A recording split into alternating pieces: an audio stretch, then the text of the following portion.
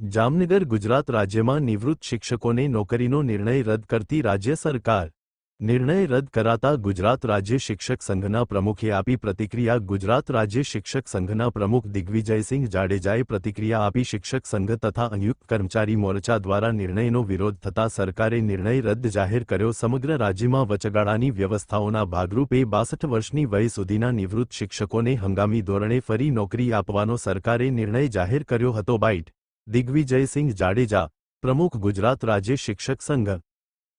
જાડેજા દિગ્વિજયસિંહ, પ્રમુખ ગુજરાત રાજ્ય પ્રાથમિક શિક્ષક સંઘ। જે સરકાર દ્વારા અગાઉ માધ્યમિક ઉચ્ચતર માધ્યમિકમાં જે ખાલી જગ્યાઓ પર જ્ઞાન સહાયકની જગ્યાએ વૈકલ્પિક રીતે ન મળે તો નિવૃત્ત શિક્ષકોને લેવાનો જે પરિપત્ર કરવામાં આવ્યો હતો એ આજે રદ કરવામાં આવેલ છે।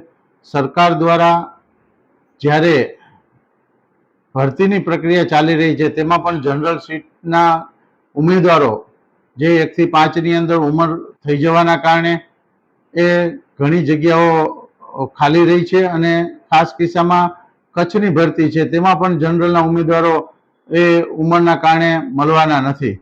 તો એમાં સરકારે છૂટછાટ આપવી જોઈએ। લાયકાત ટેટ પાસ છે તો એવા ઉમેદવારને 2 વર્ષથી છૂટછાટ આપી અને એ જગ્યાઓ ભરવી જોઈએ અને ભરતી કર્યા પછી જે જગ્યાઓ ખાલી છે એમાં વૈકલ્પિક વ્યવસ્થા તાત્કાલિક જિલ્લા લેવલે મેરિટ યાદી બનાવી અને એની અંદર બાલગુરુ જેમ પેલા સરકારે બાલગુરુથી શરૂઆત કરી, વિદ્યા સહાયક, પછી પ્રવાસી શિક્ષક, પછી અત્યારે એજન્સી મારફત જે શિક્ષણ સહાયક આપવાના છે અને હવે સરકારે નિવૃત્તિ, આ રીતે સરકાર જ્યારે કરી રહી છે, અમે પૂરા પગારની ભરતી કરવાની વાત કરી છે, ફિક્સ પગારની વિરોધ કરી રહ્યા છે, ત્યારે સરકાર કરાર આધારિત એજન્સી મારફત જે પ્રક્રિયાઓ કરે છે એ ખરેખર યોગ્ય નથી। પૂરા પગારની ભરતી પૂરા પ્રમાણમાં છેવાડાના વિદ્યાર્થીઓને, ગરીબ ઘરના બાળકો જે હોય એને પણ શિક્ષણ મળે એ સરકારની જવાબદારી।